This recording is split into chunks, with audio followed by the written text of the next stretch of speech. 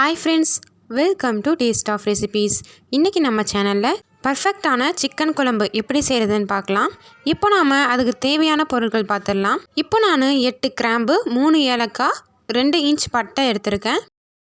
அது கூடவே காரத்துக்காக 4 பச்சை மிளகாய் எடுத்துருக்கிறேன். நீங்கள் விருப்பப்பட்டால் மிளகாய் தூள் கூட சேர்த்துக்கலாம். இப்போ நான் 1 டீஸ்பூன் அளவு சோம்பு, 2 டீஸ்பூன் ஜீரகம், 2 டீஸ்பூன் மிளகு எடுத்துருக்கிறேன். முழு மிளகு எடுத்துக்கோங்க. அது கூடவே 2 டேபிள் ஸ்பூன் மல்லித்தூள், 1 டீஸ்பூன் மஞ்சள் தூள் எடுத்துக்கோங்க. அதுக்கப்புறமா 250 கிராம் வெங்காயம் எடுத்திருக்கேன். 200 கிராம் நல்லா பழுத்த தக்காளி எடுத்துக்கோங்க. அது கூடவே பாதி தேங்காய் எடுத்துக்கோங்க. இப்போ நம்ம எடுத்து வச்சிருந்த பட்டை, கிராம்பு, ஏலக்காய், மிளகாய், மல்லி, பெருஜீரகம், ஜீரகம் எல்லாத்தையும் சேர்த்து நம்ம லைட்டாக ட்ரை ரோஸ்ட் பண்ணிக்க போகிறோம். இது நம்மளுக்கு லைட்டாக வறுபட்டு வந்தால் போதும், ரொம்ப வறுபட தேவையில்லை. அதாவது இதில் உள்ள ஈரப்பதம்லாம் போகிற அளவுக்கு லைட்டாக வறுத்து எடுத்துக்கோங்க. இப்போ நம்ம இதை ஒரு மிக்ஸி ஜாரில் சேர்த்து நல்லா பவுடராக்கி எடுத்துக்கலாம். இது ஃபுல் மசாலாவையும் நம்ம கறி குழம்புல சேர்க்க போகிறோம். இந்த மசாலாவை நான் எடுத்து வைக்க போகிறதில்ல. இதுதான் கறி குழம்புக்கான மசாலா. இப்போ நம்ம எடுத்து வச்சிருந்த மல்லித்தூள், மஞ்சள் தூளையும் சேர்த்து கொஞ்சமாக வாட்டர் ஆட் பண்ணி இதை நம்ம ஊற வச்சுக்க போகிறோம். இந்த மாதிரி ஊற வச்சு நம்ம கறி குழம்பு செய்யும் போது ரொம்பவே ஃப்ளேவர்ஃபுல்லாக இருக்கும். மசாலாலாம் நல்லா ஊறி அதுக்கப்புறமா நம்ம எடுத்து வச்சிருந்த பாதி தேங்காவை துருவி ஒரு மிக்ஸி ஜாரில் சேர்த்துக்கோங்க. சேர்த்துட்டு 1/2 டம்ளர் அளவு தண்ணி சேர்த்து இதை நம்ம நல்லா பேஸ்ட்டாக அரைச்சிக்கணும். இப்போ நாம் கறி குழம்பு செய்ய ஸ்டார்ட் பண்ணிடலாம். இன்றைக்கி நான் குக்கரில் தான் கறி குழம்பு செய்ய போகிறேன். அதில் நாம் 50 ml எண்ணெய் சேர்த்துக்கோங்க. எண்ணெய் நல்லா ஹீட் ஆனதோ 1 இன்ச் பட்டை, 5 கிராம்பு, 3 ஏலக்காய் சேர்த்து இது நல்லா பொரிஞ்சு வந்ததும் நாம் எடுத்து வச்சிருந்த 250 கிராம் வெங்காயத்தை இந்த மாதிரி ஸ்லைஸ் பண்ணி சேர்த்துக்கோங்க. அது கூடவே 4 பச்சை மிளகாயும் சேர்த்து இது நம்ம நல்லா வதக்கி எடுத்துக்க போகிறோம். இது நம்மளுக்கு கரைஞ்சிடக்கூடாது. மீடியம் ஃப்ளேம்லேயே வச்சு நல்லா வதக்கி எடுத்துக்கோங்க. இப்போ நம்மளுக்கு வெங்காயம்லாம் ஓரளவு நல்லா வதங்கி வந்ததும் 4 டேபிள் ஸ்பூன் அளவு இஞ்சி பூண்டு பேஸ்ட்டு சேர்த்துக்கோங்க. சேர்த்துட்டு நம்ம இஞ்சி பூண்டு பச்சை ஸ்மெல் போகிற வரைக்கும் நல்லா வதக்கி எடுத்துக்கலாம். இஞ்சி பூண்டு சேர்க்கும் போதே கொஞ்சம் கொஞ்சமாக அடி பிடிக்கிற மாதிரி இருக்கும். நம்ம மீடியம் ஃப்ளேமை வச்சு வதக்கிக்கோங்க. அதுக்கப்புறமா 200 கிராம் தக்காளி சேர்த்து இதையும் நம்ம நல்லா வதக்கி எடுத்துக்க போகிறோம். தக்காளிலாம் நல்லா ஜூஸியாக நல்லா வதங்கி வரணும்.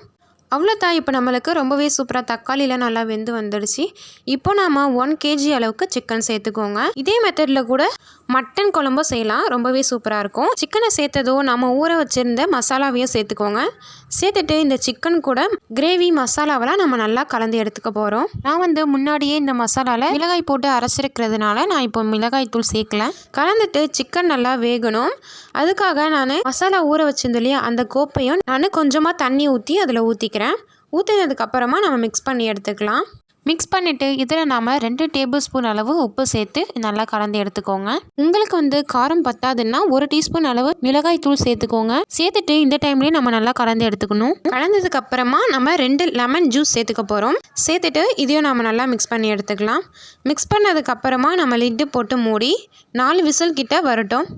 அதுக்கப்புறமா நம்ம ஓப்பன் பண்ணி பார்ப்போம். அவ்வளோதான். எனக்கு இப்போது 4 விசில் கிட்ட வந்துடுச்சு. ஓப்பன் பண்ணி காட்டுறேன். இப்போ நம்மளுக்கு சிக்கன் குழம்பு ரொம்பவே சூப்பராக ரெடியாக இருக்குது. நம்ம அரைச்சி வச்சிருந்த பாதி தேங்காய் விழுதியும் சேர்த்து நம்ம நல்லா மிக்ஸ் பண்ணி எடுத்துக்க போகிறோம். நம்ம தேங்காய் மிக்ஸ் பண்ணுறதுனால நம்மளுக்கு குழம்பு நல்லா திக்காக இருக்கும். அப்போ நம்மளுக்கு சாப்பிட்றதுக்கு ரொம்பவே டேஸ்ட்டாக இருக்கும். ஃபைனல் டச்சுக்காக கொஞ்சமாக மல்லி, புதினா இலைகள் சேர்த்துக்கோங்க. சேர்த்துட்டு மிக்ஸ் பண்ணிவிட்டு ரொம்பவே சூப்பராக சர்வ் பண்ணிட வேண்டியது தான்.